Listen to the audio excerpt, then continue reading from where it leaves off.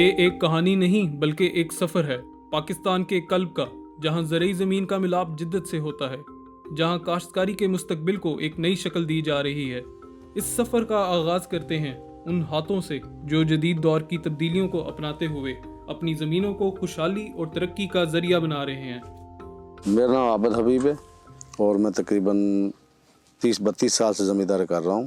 पहले जो स्टार्ट में ज़मींदारा था वो सादा था, बैलों से होता था, मर्दों की मेहनत ज़्यादा होती थी और तकरीबन शाम तक 1-2 एकड़ ही सैराब होते थे। उसके बाद आस्ता आस्ता पहले बोर सिस्टम आ गया, उसके ऊपर पीटर इंजन आ गए, जिसके बाद अब एक दिन में चाहे 24-25 एकड़ तक हम सैराब कर सकते हैं जितनी ज़मीनें होती हैं पहले की निस्बत, इसलिए बेहतर हो गया अब। लेकिन इससे पहले कि हम हाल को दरियाफ्त करें, आइए उन दिनों की तरफ पलटते हैं जब खेतों पर हल का राज था। मेरा नाम सुभान है और मैं तकरीबन 77 से ये फार्मिंग कर रहा हूँ। पहले तो हमारे पास हम बैलों से हल जोते थे, काफ़ी दिनों बाद हमारी ज़मीन की तैयारी सही नहीं होती थी।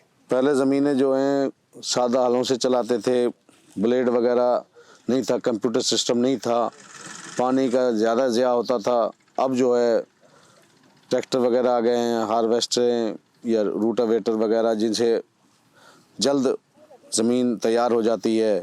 पहले हमें पानी की काफ़ी मुश्किलात थी, तो अब सोलर सिस्टम भी आ रहा है और हमने ट्यूबवेल भी लगा लिए, तो इससे बर वक्त फसलों को जो है ना पानी मुहैया हो जाता है। गुज़िश्ता दिहाई के दौरान टेक्नोलॉजी का असर व रसूख पाकिस्तानी ज़राअत में मस्बत तब्दीली का बायस रहा है, और ये असर व रसूख सिर्फ ज़मीनों तक ही महदूद नहीं बल्कि इसका असर उन किसानों की ज़िंदगियों पर भी हुआ है जो कौम का पेट पालने के लिए अनथक मेहनत करते हैं। और लेवल क्रॉसिंग ये जब से आई है, इससे ज़मीन हमवार हो जाती है, पानी की हमें काफ़ी बचत हो जाती है। इससे ट्रैक्टर है हमारे पास, तो ट्रैक्टर से हम जल्दी हमारी ज़मीन तैयार हो जाती है। पहले तो 10-15 दिन लगते थे, अब तो एक दिन में वो तैयार हो जाती है। पहले लोग आसानी से मुहैया नहीं होते थे और टाइम ज़्यादा लगता था, कम फसल होती थी। लेकिन अब जो है ये जो मशीनी दौर है, ट्रैक्टर वगैरह से तमाम चीज़ें, ड्रिल वगैरह हैं, जिनसे बुआई हो जाती है और ज़मीन फ़ौरन एक दिन में तैयार हो जाती है, जो महीनों में नहीं होती थी। लेकिन अगर हम आज की बात करें तो काश्तकारी में जदीद मशीनरी और टेक्नोलॉजी के इस्तेमाल ने न सिर्फ किसानों के लिए सहूलत फराहम की है बल्कि पैदावार में भी इजाफा किया है। कनक बना रखा मन्ना, वो बैल जोड़ देवे या ऊपर बैठ जावे या महीना लगा रहे या 2-2 किल्लान में वह गाह के ऊपर बैठ कर फिर वह बरसावे या फिर वो जाके गंदम निकले ही। अब किल्ला में घंटों भी ना लगे है, पौना घंटा में किल्ला निकाल के मशीनों से अपने घर ले जाओ उठा के। मशीन वो जो मकई बीजते हैं ना, तो उसको खाद और बीज की वो ड्रिल से करते हैं काश्त, तो ड्रिल से फिर वो सही पौधों को खुराक मिलती है। तो ये टेक्नोलॉजी को ड्रिल की वजह से वो खुराक और वो बुआई अपनी जगह पे मकई बीजते हैं, तो वो भी खेलियों पे लगाते हैं तो वो ख़राब नहीं होती, तो वो सारी उगाती है। पहले सादा बीज होते थे फसलों में, जो सिर्फ रवायती बीज होते थे, वो एक हद तक ही पैदावार देते थे। लेकिन अब हाईब्रिड और जदीद बीज होते हैं जिनसे पैदावार जो है काफ़ी हद तक बढ़ गई है। मौसम का भी सूरत हाल मोबाइल पे हम वेदर देख लेते हैं, तो इससे भी हमें टेक्नोलॉजी से हमें काफ़ी फ़ायदा हुआ है। अपनी फसल बीजनी होती है वक्त से, उसका हम दिफा कर लेते हैं पहले से, हफ्ता पहले तो पता लग जाता है ना मौसम कैसा, कोई इमरजेंसी ना हो। मंडियों तक रसाई आसानी से हो जाती है, उनसे नंबर लेके उनसे रब्ता, रेट वगैरह जो है जो जिस मंडी पर सही रेट हो वो मिल जाता है।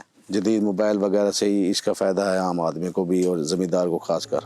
पाकिस्तान ब्यूरो ऑफ स्टैटिस्टिक्स के मुताबिक 2010 से लेकर 2020 तक गंदम की पैदावार में 14.5% इजाफा, चावल की पैदावार में 26.8% इजाफा और गन्ने की पैदावार में 27.9% इजाफा हुआ है। और खाद पहले कुदरती खाद ही सिर्फ डालते थे, जिससे 12 से 20 मन के दरमियान गंदम या और फसलें होती थी। अब जो है खाद वगैरह इस्तेमाल होती हैं, नाइट्रोजन, पोटाश, फास्फोरस वगैरह, जिससे 40 से 50 मन तक अब एकड़ पैदावार हो गई है गंदम की, चावल की।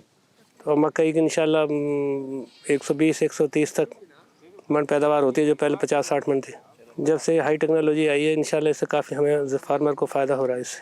अब लगा लो हिसाब, अब भाई जब वो 8 मन गंदम निकले ही वहाँ में 8 मन को कहा आवे और अब 50 मन गंदम निकले आवे, अब वो 4000 का हिसाब से बिके है, तो उन दिनों में 5,000 भी ना मिल रही है तो किसना की बन जावे है, वो लाखन पे बात पड़ रही है वो। लेकिन जिंदगी के हर सफर की तरह ये सफर भी मुश्किलात से बरी नहीं। महदूद वसाइल की वजह से ये जदीद मशीनरी बहुत से किसानों की पहुंच से दूर है। मसाइल तो देखो जी, अब वो आगे से ज़मीन जो हाँ थोड़ी थोड़ी यहाँ तो चौकी ज़मीन होवे तो वाकई हमारे मशीन खरीदी जाए।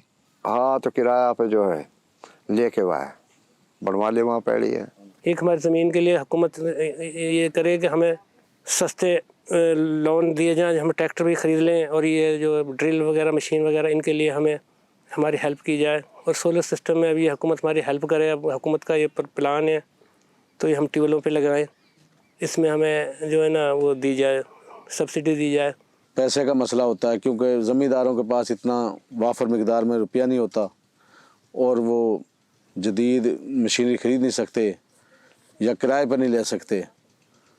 तो ये मसाइल हैं, छोटे ज़मींदार नहीं ले सकते, फिर वो किराए पे चलाते हैं, उनकी उसमें बचत कम होती है। बड़े ज़मींदार जो हैं, जो जिनके पास आमदन ज़्यादा है, वो हर चीज़ ले सकते हैं, उनके लिए आसानी है। ज़राअत में जिद्दत तराज़ी के अपने इस सफ़र का इख्तिताम करते हुए याद रखें कि ये डॉक्यूमेंट्री सिर्फ टेक्नोलॉजी के बारे में नहीं, ये उन हाथों के बारे में है जो बीज लगाते हैं, वो हाथ जो फसल काटते हैं और वो हाथ जो पाकिस्तानी ज़राअत के मुस्तकबिल को तश्कील दे रहे हैं। ये एक अगर वो जिस तरह भी हो हालात कर या आसानी से मशीनरी मिले और जदीद बीज वगैरह इस्तेमाल करें, ताकि अब इसकी ज़रूरत है। और पुराना अंदाज में जैसे वो खादें वगैरह नहीं डालते तो उसके बगैर पैदावार कम होती है, उसका नुकसान ही है। फिर इसलिए लिहाजा चाहिए कि ज़मींदारों को जदीद निज़ाम अपनाएं और जदीद दौर के लिहाज से बीज हैं ये लें और इनका इस्तेमाल करें ताकि पैदावार अच्छी हो, मुल्क का फ़ायदा हो, ख़ुद अपना भी फ़ायदा हो।